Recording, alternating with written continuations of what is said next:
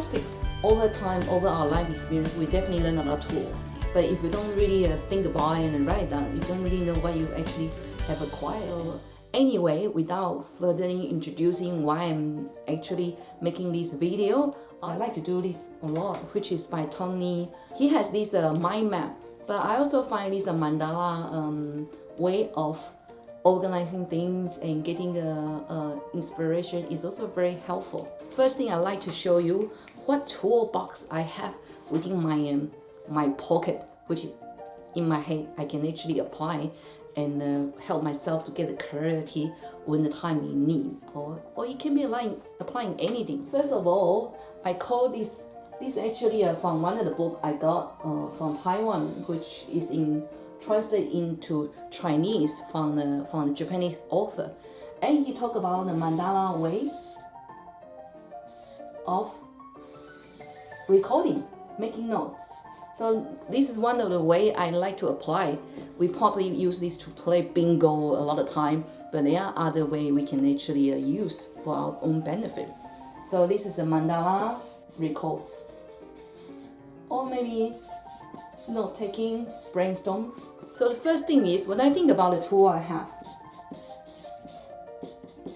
Chinese called 工具, that is the tool can actually help us to narrow down. It's like when you decide to go to, or even helping you to decide where you want to go from A to B, helping you to decide which destination I want to go, you can use the tools you have within your toolbox, and that help you to find your destination. And you can even find the different routes, and it's like a GPS system. Navigate your way through a decision making or some creative thinking. That's what it is for me, has been truly helpful in my life. So I'm going to share with you what I have in my toolbox. Okay. So the first one is called the prioritizing. So what it does is it's actually have this cross line, and on one area is called importance, and on the other section is called urgent. So they have a or not urgent or not important. So this area is what I consider important. Important and urgent. Oh, I gotta look it around though. So what we want to do is we want to have more important and not urgent things to do. So it's really good to use the prioritizing, the way to prioritize your tasks, especially now it's a modern day. We get so busy with our life, and we never know. We might unconsciously missing out the most important thing in our life. It could be, why are we working so hard? We make so much money, but if we don't even have a time to spend or to actually have fun with our family, with our kids, or have great time and an enjoyable time with our friends, then I'm not sure whether that is your priority. If it's your priority, then by all means follow that. But this gives us a really good picture. So what I normally do is I actually get a 3M sticker, write out a lot of things in my life. So I just put them through. So I'll make another video for that to show you in a more detailed way. Okay, cool. So don't you just like having a study table behind you? I can just throw it there. Anyway, not a very good idea. Always put the things back where it belongs. Okay? Okay, the next one is called SMART. So how does this work? This is actually a very common thing, especially in business, I believe, or even in a lot of coaching sessions, they talk about SMART, which is goal setting. What it is means it's actually specific, measurable, action-based, realistic. You gotta make sure, if I only have a $10 in my pocket now, so I'm saying I'm going to use this $10 to invest and make 10 million out of it in the next 3 months. It might not be so realistic, right? So the last one is T, called time-based. Everything, it has to be having a timeline. So for me, making things urgent for me and having a deadline help me to achieve or complete the task in my hand. Otherwise, I'm usually a procrastinator, and I tend to finish things at the last minute, or maybe was still not even finishing anything. That could be really not desirable, right? So that's a SMART goal setting. If come to the point, you have figured out the vision and the mission in your life, what are you going to do with the day-to-day? That help you to have a base, have a clarification. Where should I do and where should I go and what should I do and what do I want to achieve? It's like a checklist. I think it's fantastic. And how to create a checklist for action, this is really good. So that's called SMART goal setting. Alright, and I also like this 5W1H. Look like LH, but 5W1H. So for me, this is really good for problem solving. So basically, is to ask yourself, why am I doing this? Who is actually involved in this session or in this decision making, or who should I be considering? And why was my intention? And what is that I want to achieve?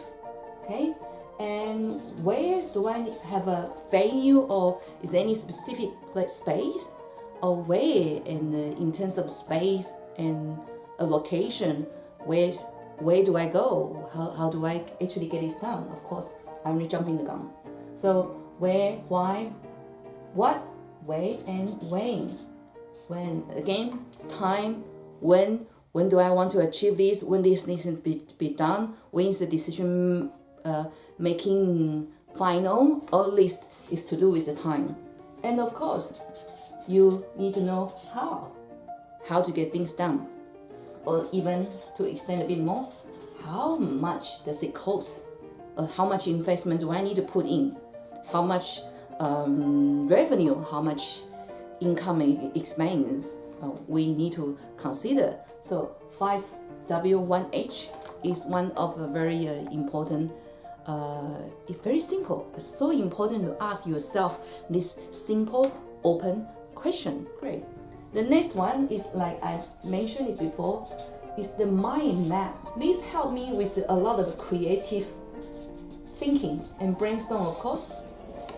So this one is actually written, the book by Tony, which I use a lot. It's like I sometimes just put in, for instance, tools. Oh, what are the tools I have?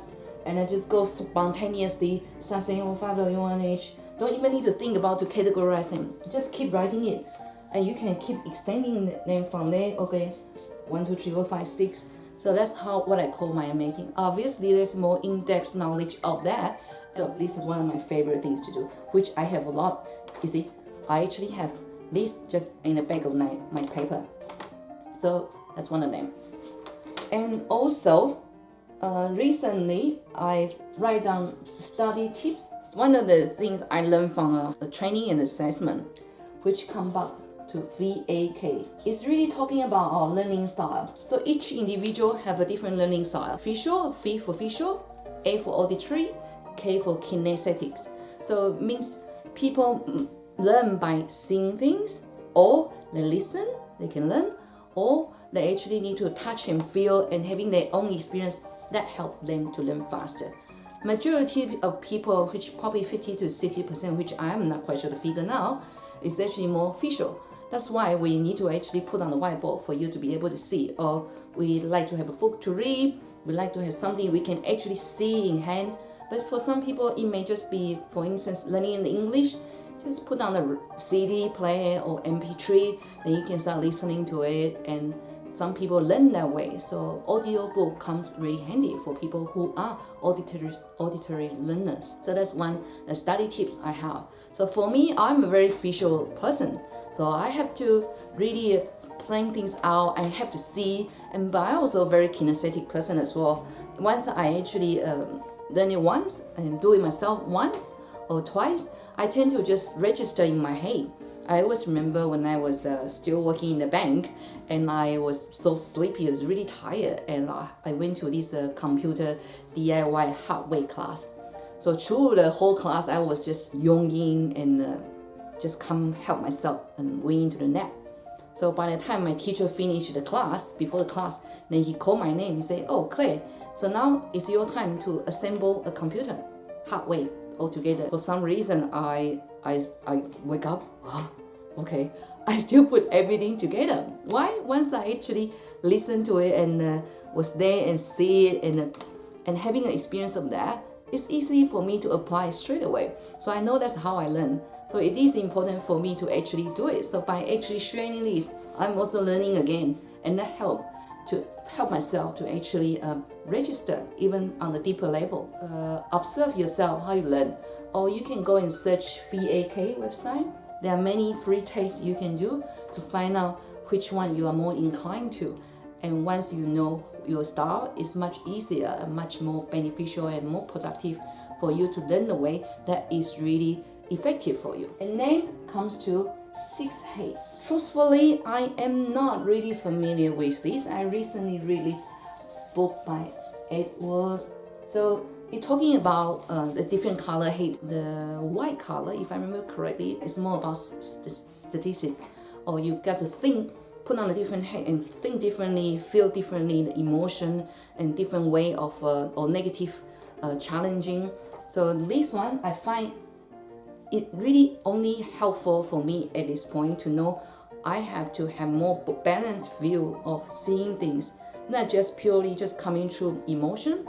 So our heart and our brain have to be connected together, and obviously it's also important to be able to integrate with our practical life.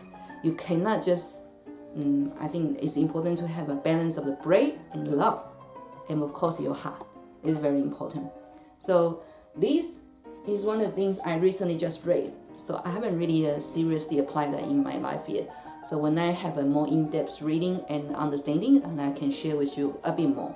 Alright, the other one I really love is called creative writing. I think everyone are. Most of people are quite intuitive, but for some reason the modern life have not helped people to assess that intuition they have or that creative side of them. For me, creative writing is like kind of meditation. When I need to have answers, or when I need to speak to my higher self, or some people would say divine self, or speaking to angel or divine or deities, I do that. I sit down and I start writing things. Sometimes I ask a question, and immediately, normally I would get answer through just writing spontaneously. And as English is actually not my mother tongue, I was always, and even my partner has quite fascinated by the answer. I think it sounded pretty much similar like Conversation with God by Neil Wilson, if I remember correctly. But there are other people, artists, talking about the creative writing in a different way.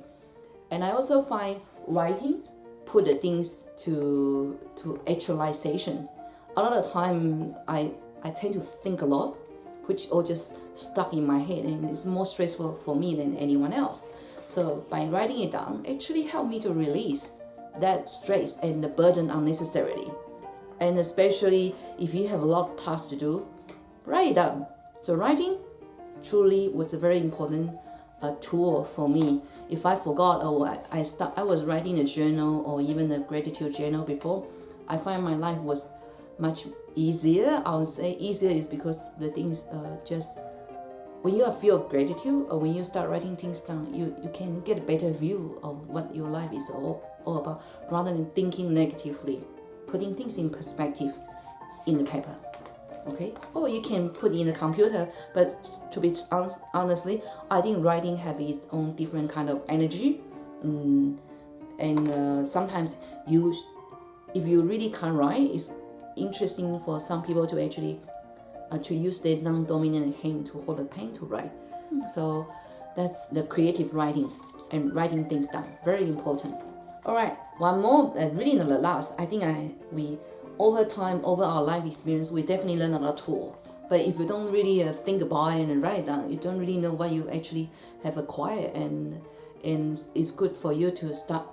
Even just get a piece of paper. It doesn't need to be perfect. I used to be wanting everything perfect, but now it's more to let the flow of the creativity come through, and let that flow continuously bring you a more clear picture. That's what I would probably say. So talking about picture, what I have here is called visualization. So this one, I didn't know it was actually not easy for people to do. When I was young, I think I already, a lot of time I have a picture in my head. So I grew up in Taiwan. I wasn't grew up in a very privileged family. So I always dream of studying abroad. One of the places I like to go was San Francisco in US. So I always have this view of taking the cable car, and I also have this idealistic of being able to study in Australia, because actually at the time I saw Australian's expense was much cheaper. So in my dream, I actually feel like, I'm talking about my visualization in my head, I can always see the opera house and see myself sitting on the lawn and reading a book and just enjoy the sunshine. But I never know that was visualization. For me, it's just part of my life. It's just part of the way I see things. And then when I start going through my spiritual journey and going through my healing path, I realized that everybody sees them. Not everybody knows how to visualize them. But if you can, fantastic. But if that is not part of your toolbox, you can always use the feeling. We have 5 different senses. Some are stronger than the other, and I think I consider myself really lucky. I sort of see and I can listen, and I feel very privileged to have that. So find out what is your most sensitive or most intuitive senses, 5 senses. Seeing, hearing, touch, taste, and what was the other one? I forgot. Anyway, I'll come back to that, of course. So visualization. And when talking about visualization, the more colorful it is, and in 3-dimensional, it would be more helpful. So this I have actually come to learn a lot from a lot of the spiritual practice and even the healing practice. They talk about this a lot. I can share a bit more in the future with you how to visualize. Or if you are interested, we call this third eye opening. But I always, because of my own experience, I think this is very important to have the lower chakra, which is the flow of energy, balanced. Grounding is not really the word I like to use. I like to use anchor. Everything is a balance. So if you too overuse your intuitive side, we tend to tip over. Our real life might not be that enjoyable, as I would say. Okay, so I have so many, and yeah, it couldn't fit in, right? So mind map could be really interesting. I also have the healing tool. This itself will extend a lot of the more things.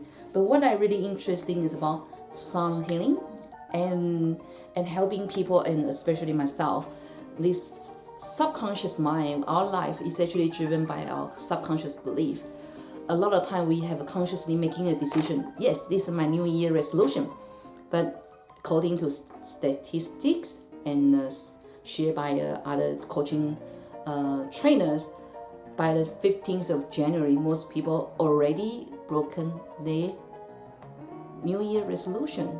So how did this happen? Why? It's because we subconsciously could be sabotaging ourselves. Or there are many different underlying reasons we wouldn't know. But why are we making this conscious decision we couldn't follow through? That is because the underlying, which is 95% of our subconscious mind, is running our life. So can you imagine, do you remember when you get out this morning driving your car? Do you need to tell yourself step by step, okay, open the door, turn on the, I don't even know, switch button, because I don't actually have those keyhole, I can just turn it around. I just press the button. And you don't go through the step by step because you are so learned and so used to it. And that is running through our subconscious. You are driving all the time through our subconscious. So how could we actually improve our life? Is really being aware of what our subconscious belief is. We like to keep those are beneficial for our life, and we like to transform those or change. People say change the subconscious belief that is sabotaging our life, our future. So that's what I'm really passionate about, and I'm passionate about finding why people are doing things, how people learn, and I'm passionate about finding the best in other people, and helping them in the process, and supporting and assisting that process. I am also benefiting from that and being rewarded financially, spiritually, and emotionally. I can be rewarded in that way by doing things I am really passionate about. And I hope by sharing this, you can actually grab a piece of paper and then start writing like what I just scribbling down. Doesn't need to be perfect. Just go ahead, like a brain Tracy do it. Just do it. I hope you enjoy this session. So I'll see you next time. Until tomorrow or until next time, keep safe and feel loved and be happy. Okay, bye. Today is the 13th of January, 13th of Friday, which is the Black Friday. But I think it's fantastic for me today. I feel everything is just on top of the world. I catch up with one of my family actually. We had a few conversations, and I find myself really truly motivated and inspired. I have been watching a lot of YouTube clips on Oprah's talk, and I find it truly inspiring. I really enjoy coaching and sharing my gifts with people, and I see people's strengths very quickly, and I hope this session will give you the same thing, and you can actually find a tool you need at a time which you might find stress, confusion, and anything. It's some tools you can have, and give us or give myself a good structure. I'm the person who like to have a very structured way of system of doing certain things. I like it more my way, but I hope by collecting other people's fantastic idea and inspiration, or collage them into one, I give you a broader picture of there are so many tools and things available out in the world. We can really apply and take the best out of it and apply whatever is suitable in our life at any time, at a certain time of your life.